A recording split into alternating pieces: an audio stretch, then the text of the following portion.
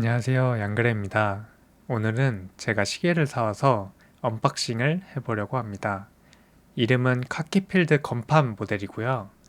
제가 사실은 이번이 두 번째 구매인데 원래는 이제 브론즈 모델을 샀었고 그걸 이제 팔고 나서 다시 이제 실버 모델을 구입하게 되었습니다. 이게 재구매하게 된 이유는 천천히 설명해 드리고요. 먼저 언박싱을 해보겠습니다. 시계 상자는 밝은 우드 색상으로 되어 있고요. 아래쪽에는 설명서, 워런티 카드가 있습니다. 특이한 게 워런티 카드가 두 개 있는데요. 하나는 시계를 2년 동안 보증받을 수 있는 카드고요. 또 하나는 로열티 카드라고 해서 해밀턴의 스트랩 같은 액세서리들을 20% 할인받아서 구입 가능한 카드가 있습니다. 이거는 시계 보증과는 다르게 5년 동안 혜택을 받을 수 있고요. 해밀턴 가죽 스트랩들이 비싸긴 한데 퀄리티가 좋아서 제가 이제 다른 스트랩을 구입할까 고민하고 있습니다. 이게 알아보니까 굳이 해밀턴 매장에 가지 않아도 네이버 스토어에서 로열티 카드 인증을 받으면 20% 쿠폰을 받을 수가 있어서 손쉽게 구입 가능하더라고요. 이제 상자를 열어보겠습니다. 이게 이제 안쪽에는 뽁뽁이 처리가 되어 있네요. 잠깐 시계를 두고 상자 마감을 보겠습니다. 이게 상자 안감은 회색으로 되어 있고 이게 바깥쪽은 나무 테이프를 붙여놓은 상자고요. 이게 안쪽 쿠션은 푹신한 편이고 이게 상자 닫히는 느낌이 그렇게 거칠지 않고 묵직한 느낌이 괜찮은 것 같습니다. 이제 시계를 보겠습니다. 이게 앞뒤로 비닐이 붙어 있더라고요. 그래서 일단 앞에부터 떼어내겠습니다. 제가 사실은 이제 브론즈 모델만 경험하다 보니까 실버 모델은 이렇게 처음 가까이서 봐요. 이게 예전 군용 모델과 비교를 해보면 일단 로고가 들어가고 폰트가 좀 다른 것 같습니다. 이 외에는 야광색도 통일을 해놨고 개인적으로 디자인은 상당히 마음에 듭니다. 브론즈 모델과 차이점을 보자면 이제 로고홀이 실버 모델만 있는데요.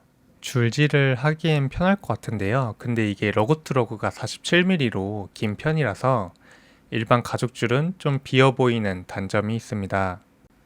그리고 이제 분명히 적혀 있는 뭐 카드 같은 게 같이 줄로 달려져 있고요. 이거는 떼어내겠습니다. 핀버클 같은 경우에는 해밀턴 로고가 있고요. 스테인리스로 만들어져 있는데 마감이 괜찮은 편입니다. 브론즈 모델 같은 경우에는 티타늄 버클을 사용하고 있습니다. 이제 스트랩을 보겠습니다.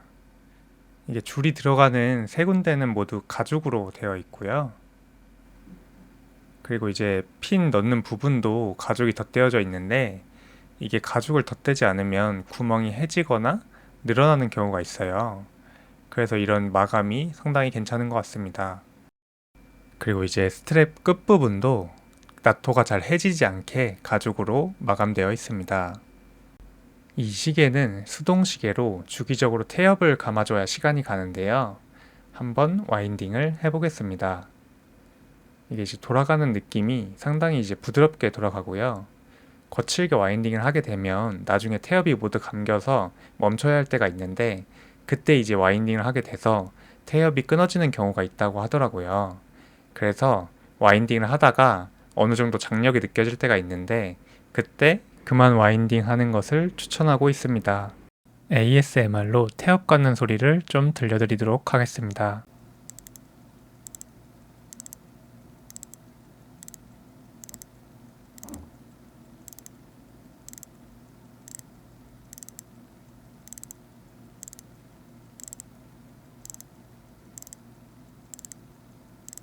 조작법은 상당히 간단합니다. 용두 1단으로 되어 있고요.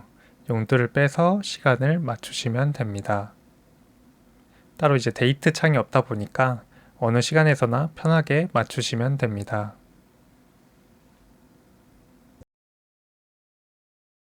이제 시계 뒷백을 보겠습니다.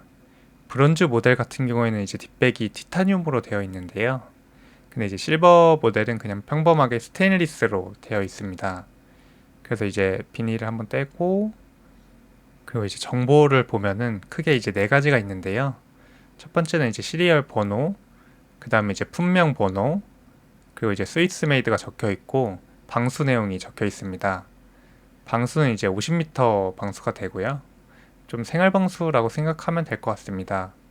개인적으로 이제 저 해밀턴 로고가 참 귀여운 것 같습니다. 그리고 이제 뒷백은 좀 광이 좀 나는 편이고요. 이거와 반대로 이제 케이스 옆면이랑 앞면 같은 경우에는 좀 브러쉬드 처리가 되어 있어서 광이 나진 않아요. 이 이유를 생각해 보면 군용 시계다 보니까 빛 반사를 최소화해서 볼 때는 이제 시인성을 높이고 바깥쪽에서는 이제 눈에 잘 띄지 않도록 해주는 것 같습니다. 그래서 이 빛바랜 야광색과 함께 빈티지한 느낌을 잘 살린다고 생각합니다. 이제 시계를 착용해 볼 건데요. 제가 마침 터틀을 착용하고 있어서 해밀턴 카키필드와 크기를 비교해 보도록 하겠습니다.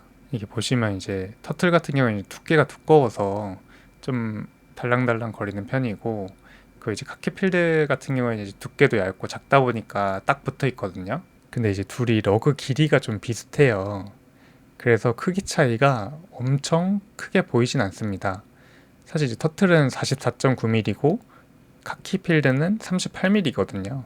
물론 이렇게 들고 봤을 때는 차이가 큰 편이지만 실제 착용했을 때는 그렇게 크게 차이가 나진 않습니다.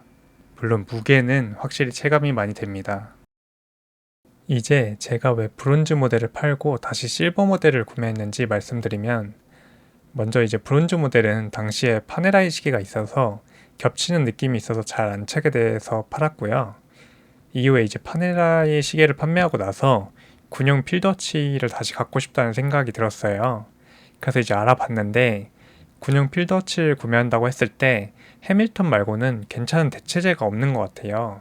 이게 이제 몇 가지 질문을 해보면 알 수 있는데, 먼저 실제 군대에 시계를 납품하던 회사인가? 해밀턴은 1차 세계대전부터 미국 군대의 공식 공급 업체로 시계를 납품했었습니다. 그리고 이제 당시에는 수동 시계로 나왔기 때문에 수동 무브먼트를 탑재했는지도 전 중요했고요. 그리고 이제 무브먼트의 안정성도 중요했는데, 해밀턴이 이제 스와치 그룹이라서 ETA를 사용하고 있잖아요. 그리고 이제 이게 파워 리저블과 80시간이어서 정말 좀 좋은 무브먼트가 들어갔다고 생각합니다. 그리고 이제 유지 보수도 이제 ETA 무브니까 좀 더 쉬울 거라고 생각했습니다. 마지막은 가격입니다. 이게 신품가가 90만원 정도 하는데 면세점으로 구입하면 좀 더 저렴하게 구입할 수 있어요. 그래서 이제 100만원 미만의 시계 중에 군용 디자인, 마감, 무브먼트, 역사 모두 이제 만족하는 시계가 제가 찾았을 때는 이제 해밀턴밖에 없어서 다시 구입하게 됐습니다. 다시 이제 브론즈 모델을 사지 않는 이유는, 브론즈 모델도 정말 이쁜데 좀 더 이제 오리지널 디자인을 생각하면 실버가 좀 맞다고 생각이 들더라고요. 그래서 실버 모델로 구입했습니다. 그럼 이제 야광을 한번 같이 보겠습니다. 이게 모든 핸즈에는 야광이 있고요. 다이얼 같은 경우는 이제 숫자 위에 야광 표식이 있습니다. 적당히 어두울 때는 이제 화면처럼 은은하게 빛이 나는 편이고요. 그리고 이제 불이 완전히 꺼지면 시간을 확인할 수 있는 정도의 야광이 비춰집니다. 이 정도면 적당한 야광이라고 생각하고요. 그리고 이제 38mm다 보니까 야광 면적이 크지는 않습니다. 이렇게 이제 리뷰를 끝내게 됐는데요. 그래도 이게 근본 모델이다 보니까 이번에는 좀 안 팔고 좀 꾸준히 가지고 있을 생각입니다. 여러분들도 이제 혹시 군용 시계가 관심이 있다면, 사실 이제 제일 입문용으로 추천하는 게 이 카키필드거든요. 그래서 한번 백화점이나 이런 데 가셔서 한번 착용해 보시고 선택하면 좋을 것 같습니다. 이게 사이즈가 되게 친절하게도 42mm도 있거든요. 그래서 이제 팔목이 굵으신 분들은 42mm로 구입하면 좋을 것 같습니다. 영상이 유익했다면 구독과 좋아요 부탁드립니다. 감사합니다.